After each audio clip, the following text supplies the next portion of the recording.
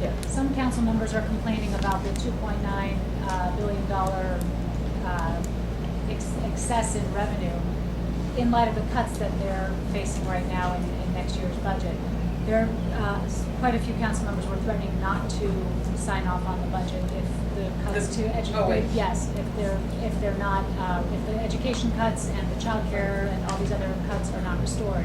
To what extent are you going to fight to restore that, and do you think the budget is satisfactory as it stands now? Well, inherent in your question, I think, are two questions, so let me split it up if I may.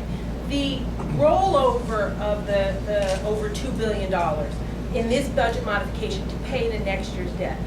I know that may appear to some, and maybe even some of my colleagues, and we had this discussion yesterday in the caucus and again in leadership this morning, that may appear like the city is flush in money.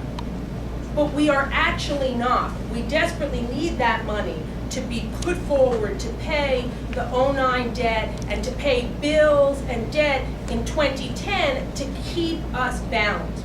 If we were to spend all of that money in 08, we would put ourselves in a position where we didn't have enough money to pay our bills and to pay the services we owe New Yorkers next year and the year after. You need to remember that, among other things, every budget will get judged by whether the amount of prepayment of bills and debt is the same, greater, or less than the year before. And if we pay fewer bills in advance in 1 year compared to the year before, we will be deemed to be in a structural deficit, which is a very problematic place to be going into a recession and a problematic place to be as it relates to bond agencies. So although I understand people's interest in seeing that money and wanting it to go immediately to core services for this year's budget, we have to use that money to prepay debt, or we will be in a worse place for fiscal year 09 and fiscal year 2010.